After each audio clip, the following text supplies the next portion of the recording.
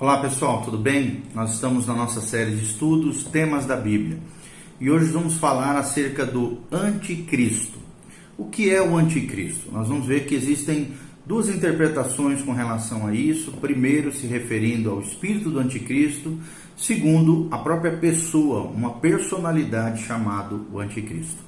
Então nós precisamos entender se a doutrina do anticristo for construída sobre a etimologia da palavra, o campo, na verdade, será, ampliado, pois tudo que se opõe a Cristo é anticristo. Vou repetir, tudo aquilo que se opõe a Cristo é anticristo. Assim como, por exemplo, em João diz que já muitos, a Bíblia Sagrada diz assim, filhinhos, 1 João 2,18, já é a última hora. E como ouvistes que vem o anticristo, também agora muitos anticristos têm surgido, pelo que conhecemos que é a última hora. Ou seja, assim como quando João diz, já muitos anticristos se têm levantado no mundo, essa referência aqui que nós estamos lendo na Bíblia inclui o espírito do anticristo. O espírito do anticristo, que também é mencionado, nós vamos ler aqui, em 1 João 4,3. 1 João 4,3, a Bíblia diz: e todo espírito que não confessa Jesus não procede de Deus. Pelo contrário, este é o espírito do anticristo, a respeito do qual tendes ouvido que vem e presentemente já está no mundo. Ou seja, existe um espírito operando hoje no mundo aí fora, chamado espírito do anticristo, que é tudo aquilo que se opõe a Cristo, chamado espírito de anticristo. 1 João 4,3 e a outra referência é 1 João 2,18. Então, aqui está falando, qualquer espírito ou pessoa que se opõe a Cristo faz parte desse conjunto mundial, que se opõe a Cristo, chamado de espírito de anticristo. Por outro lado, num segundo momento, se a doutrina for apenas isso, ficaria incompleta dentro da revelação bíblica. Mas também se refere na Bíblia Sagrada sobre uma pessoa futura. E há ocasião para alguma discussão a respeito de quem é essa pessoa e do que as Escrituras dizem a respeito dessa pessoa, que já não é apenas um espírito do anticristo, um espírito que se opõe a Cristo, mas sim uma pessoa futura que virá com um propósito específico enviado pelo próprio Satanás. Então as Escrituras falam muito acerca dessa pessoa, dessa personalidade, dessa pessoa chamada, e que é o que comumente o senso comum chama de anticristo. Se a pessoa predita é identificada por sua pretensão ambiciosa de ser Cristo. A ambição do anticristo é ser chamado, é ser reconhecido como o próprio Cristo. É claro que ele não é um falsário, é um mentiroso, e ela é corretamente na Bíblia chamada de anticristo. E também é facilmente representada pela primeira besta do Apocalipse 13, de 1 a 10. Nós vamos ler aqui Apocalipse 13, olha o que diz a palavra de Deus sobre isso, a partir do versículo 1. A besta que emerge do mar. A Bíblia diz: vi emergir do mar uma besta, aqui o anticristo, que tinha 10 chifres e 7 cabeças, e sobre os chifres 10 diademas, sobre as cabeças nomes de blasfêmia. A besta que vi era semelhante ao leopardo, com pés como de urso e boca como leão, e deu-lhe o dragão o seu poder. Quem é o dragão aqui? Satanás. E o seu trono e grande autoridade. Ou seja, a autoridade dele vem do próprio dragão, do próprio diabo. Então vi uma das suas cabeças como golpeada de morte, mas essa ferida mortal foi curada. E de toda a terra se maravilhou segundo a besta. E adoraram o dragão, porque deu a sua autoridade à besta. Ou seja, adoraram indiretamente a Satanás, que deu autoridade à besta, essa pessoa, essa personalidade futura, que é o anticristo. Também adoraram a besta, dizendo: quem é semelhante à besta? Quem pode pelejar contra ela? Foi-lhe dada uma boca que proferia arrogâncias e blasfêmias, e autoridade para agir 42 meses. ou seja, 3 anos e meio proféticos. E abriu a boca em blasfêmias contra Deus, ou seja, vai ser um blasfemador contra Deus, para lhe difamar o nome, difamar o tabernáculo, a saber, os que habitam no céu. Foi-lhe dado também que pelejasse contra os santos e os vencesse. Deu-se-lhe ainda autoridade sobre cada tribo, povo, língua e nação, e o adorarão todos os que habitam sobre a terra, aqueles cujos nomes não foram escritos no livro da vida, do Cordeiro que foi morto desde a fundação do mundo. Se alguém tem ouvidos, ouça. Se alguém leva para cativeiro vai. Se alguém matar a espada, necessário é que seja morta a espada. Aqui está a perseverança e a fidelidade dos santos. Então, vai falando aqui até o 13. Vi ainda outra besta emergir da terra, possuía 2 chifres, parecendo cordeiro, mas falava como dragão, ou seja, falava como o próprio Satanás, mesmo tendo uma aparência como se fosse o Cristo, mas é um falso Cristo, exercendo toda a autoridade da primeira besta na sua presença, faz com que a terra e seus habitantes adorem a primeira besta, cuja ferida mortal fora curada. Também opera grandes sinais, de maneira que até o fogo do céu faz descer a terra diante dos homens. Seduz os que habitam sobre a terra por causa dos sinais que lhe foi dado executar diante da besta, dizendo aos que habitam sobre a terra que façam uma imagem à besta, aquele que ferido a espada sobreviveu.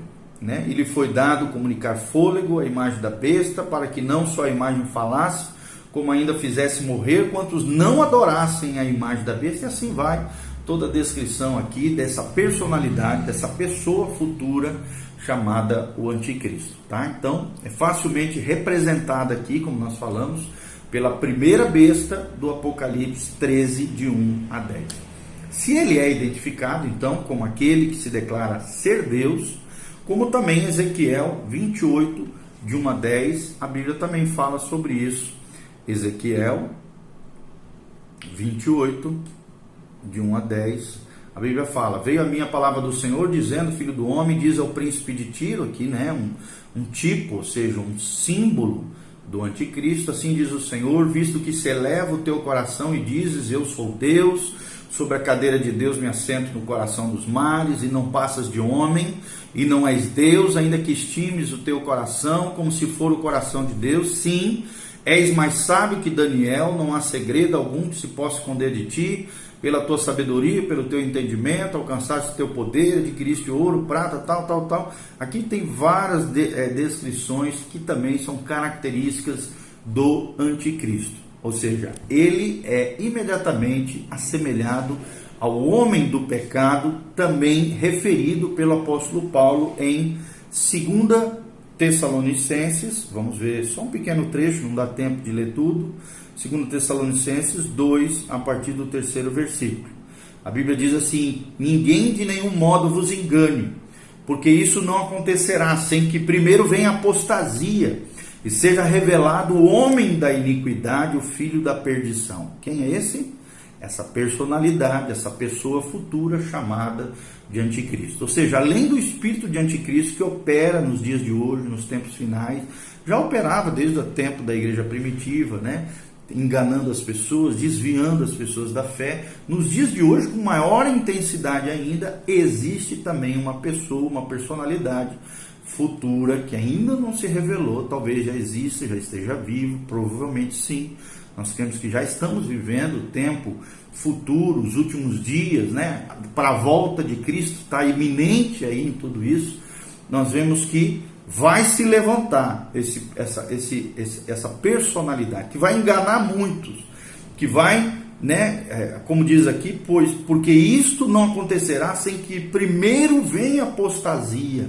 Ele vai promover isso, apostasia, abandono da fé, naufrágio da fé de muitos, e seja revelado esse homem da iniquidade, o que a Bíblia descreve como filho da perdição, o qual se opõe, 1 Tessalonicenses 2,4, contra tudo que se chama Deus ou é objeto de culto, a ponto de se assentar-se no santuário de Deus, ostentando-se como se fosse o próprio Deus.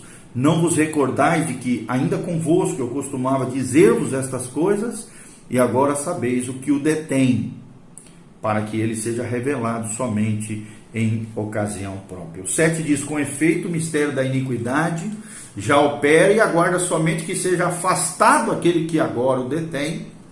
Nós sabemos que é o Espírito Santo presente na igreja. Então será de fato revelado o iníquo, esse homem da iniquidade, a quem o Senhor Jesus matará com o sopro da sua boca e o destruirá pela manifestação da sua vinda.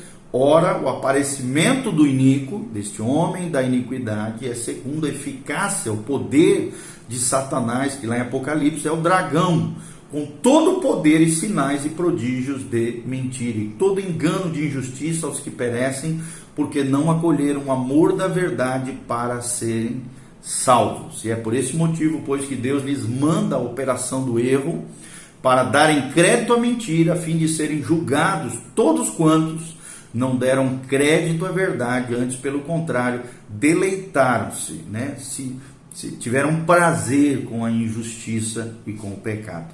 Então é muito sério, né? A descrição dele é muito clara aqui. Esse homem do pecado, esse homem da iniquidade, o mistério da iniquidade, né? Como a Bíblia fala que o homem da iniquidade, o filho da perdição, é essa persona, né? Essa pessoa futura descrita aqui em Ezequiel 28, de 1 a 10, em Apocalipse 13, de 1 a 10, e em 2 Tessalonicenses 2, de 3 a 10. Então, igualmente, Daniel também viu esse personagem futuro, vê sim um pequeno chifre, o rei, que conquista outros reis e assume um lugar de autoridade sobre outros reinos, ou seja, encabeçando ali a comunidade europeia, que é formada por vários reinos. Ele vai assumir um lugar de autoridade ali. Embora os títulos, né, difiram, a besta do Apocalipse, de 13, de 1 a 10, o homem do pecado aqui, em 2 Tessalonicenses 2, o pequeno chifre de Daniel, capítulo 7, e o príncipe iníquo de Daniel 9, parecem ser unicamente aquele que pactuará os reinos, ou seja, fará uma aliança com os reinos e com o mundo, mas que a Bíblia descreve que será destruído na vinda de Cristo. Glória a Deus! Quem vai triunfar no final é Cristo e aqueles que estão com Cristo. Ou seja, o seu trajeto, evidentemente, está sendo preparado por aqueles que ensinam essa operação do erro, essas doutrinas apóstatas, a doutrina anticristã, movidos por esse espírito do anticristo, e negam o fato da encarnação do Verbo de Deus, o fato de que Jesus se tornou homem, habitou entre nós, morreu na cruz do Calvário e ressuscitou. Então a negação desse fato da encarnação do Verbo é uma prova clara desses ensinamentos falsos, dessa doutrina anticristã, do espírito do anticristo, que nega a encarnação do Verbo de Deus, Jesus de Nazaré. Então provavelmente esses agora se preparam para a vinda desse anticristo, vão levantá-los, várias sociedades secretas, né, vários grupos anticristãos, movidos aí por Satanás, se preparam para a vinda desse anticristo. E Cristo também se referiu àquele que viria em seu próprio nome, né? A Bíblia fala, Cristo revela que haveriam falsos profetas, falsos cristos, ali em Mateus 24, nós vemos claramente também o levantar desses falsos cristos, desses espíritos enganosos operando nos últimos dias, conforme a gente vê em João capítulo 5, 43 e Mateus 24, a quem os judeus receberiam. Por quê? Porque o anticristo vai fazer uma aliança com os judeus e receberiam como se fosse o próprio Messias, o próprio Cristo. Serão enganados, a maioria deles, pelo o anticristo. A sua nacionalidade é crida, né? Nós acreditamos, estudiosos da palavra, ser judaica, visto que Ezequiel já prediz dele que ele morrerá a morte dos incircuncisos.